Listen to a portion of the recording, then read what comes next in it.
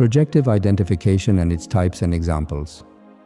In complex human relationships, intricate mechanisms exist by which individuals interact and relate to one another. Projective identification, or PI, is one such psychological phenomenon that often goes unnoticed but profoundly impacts relationships. Then, how is it different from another defense mechanism, such as projection? Projection involves an individual unconsciously attributing their own unacceptable feelings, desires, or impulses to someone else, without inducing the other person actually to feel or act upon these projected feelings. The individual projects their own undesirable characteristics onto others, rather than acknowledging them as their own. This mechanism can serve to reduce one's anxiety or discomfort by denying the existence of these traits within themselves. By attributing these qualities to others, the person can maintain a more positive self-image and reduce internal conflict or anxiety related to those feelings. For example, Alex feels strongly jealous of his colleague Ben for receiving a promotion. Instead of acknowledging his jealousy, Alex convinces himself that Ben is the one who is envious of Alex's achievements, even though Ben has shown no such feelings. Coined by Melanie Klein, a renowned psychoanalyst, projective identification is a more complex process involving projecting unwanted feelings or traits onto another person and inducing or manipulating the recipient to identify with or actually experience these projected feelings or traits. This mechanism often occurs in close relationships and can significantly affect the dynamics between people. An example of projective identification is Sarah feeling insecure and unconsciously fearing abandonment by her partner Alex. She projects these feelings onto Alex, treating him as if he is going to leave her for no reason. Sarah's behavior changes towards Alex. She becomes clingy, accusatory, and perhaps starts arguments predicated on her fear of abandonment. Over time, Alex may start feeling trapped, frustrated, or even consider ending the relationship, thereby enacting the very abandonment Sarah feared and projected.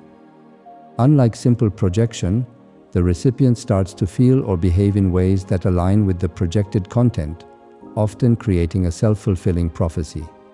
The dynamic involves not just the projection of feelings but also the interaction between two individuals that modifies the emotional or behavioral state of the recipient. Through projective identification, the individual not only disowns uncomfortable feelings or traits, but also seeks validation of this distorted self-perception from others. It serves to manage anxiety or internal conflict by involving another person in the drama of their internal world, making the projection seem more real and justified. This mechanism can also be a way to control or manipulate relationships to fit one's internal narrative.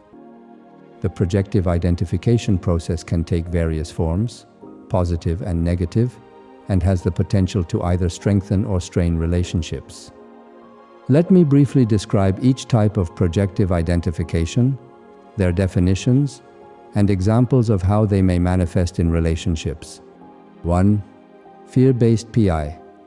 A person who is afraid of being alone may project their fear onto a friend, making the friend feel needy and clingy without understanding why.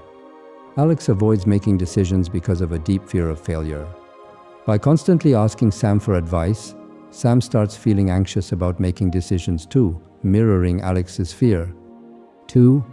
Dependence-based PI. A parent who feels helpless might treat their child as if they cannot do anything without help, leading them to become overly dependent. For example, Maria always ties her son's shoes for him, believing he can't do it himself. Her son starts to doubt his own abilities and relies on her for many other simple tasks. 3. Power-based PI.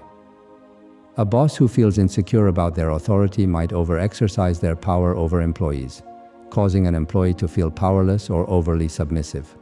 For example, Mr. Johnson frequently reminds his team of his superiority, leading his assistant, Lisa, to feel less confident and hesitant to share her valuable ideas. 4. Competition-based PI.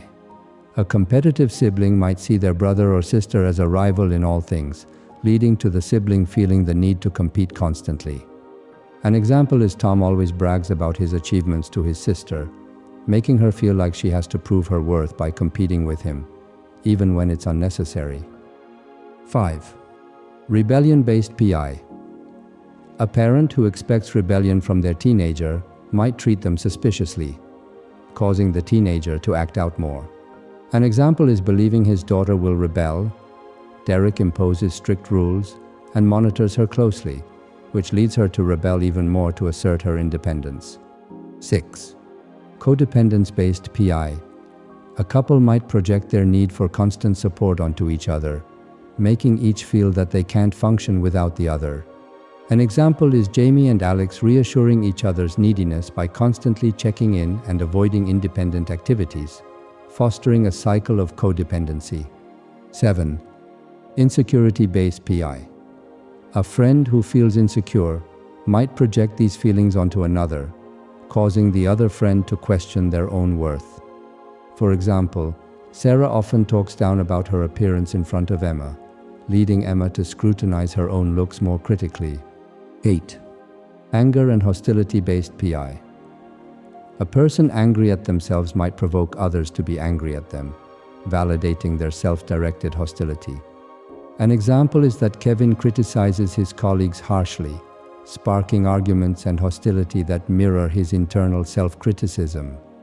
9. Sexuality-based PI. Someone who hides their sexual feelings might project their desires onto a coworker, arousing the coworker's sexual feelings. An example is Casey questioning their own sexuality, frequently discusses topics related to sex with Jordan, prompting Jordan to feel aroused as well. 10. Anxiety and guilt-based PI. A person feeling guilty about a past mistake might treat others as if they committed the same mistake, leading others to feel anxious or guilty without reason. An example is a husband feels guilty about the extramarital affair he is having and accuses his wife for looking at other men on the street. 11. Ingratiating-based PI. A person who wants to be liked might overly compliment or agree with someone, causing that person to act more pleasantly or agreeably in return. An example is Bob always compliments his neighbor's gardening skills, leading the neighbor to give Bob preferential treatment and praise in return. 12. Obsession and compulsion-based PI. A person with obsessive cleanliness might treat others as if they are always dirty, leading others to obsess over their cleanliness. For example, Claire constantly cleans her desk and subtly hints that her coworker's space is messy, making her coworker anxious about cleanliness. 13. Encouragement-based PI. A person who values achievement might project their ambition onto others, encouraging those around them to pursue their goals more aggressively. An example is Mark talks about the importance of career goals so often that his friends start setting and pursuing higher personal goals, influenced by Mark's ambition. 14.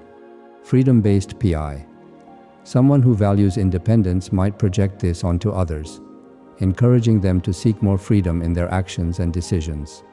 An example is the American system, which emphasizes the importance of individuality and freedom. It leads the immigrants to pursue independent living, seeking individuality and freedom even if they are not used to it. 15. Empathy-based PI. A person who feels deep empathy might project their empathetic feelings onto others, causing those around them to become more empathetic. Example: a therapist expresses empathetic concern for a struggling parent who starts showing empathy toward her children. In summary, projective identification is a complex psychological mechanism that involves not just projecting one's feelings, impulses, or traits onto another person, and inducing the other person to identify with and even enact these projected qualities. This mechanism can significantly influence the dynamics of interpersonal relationships, often leading to a self-fulfilling cycle where the person who is the target of the projection starts to exhibit or embody the projected traits or emotions. Understanding these types can help us become more aware of our own behaviors and reactions in relationships and foster destructive or healthier connections with those around us.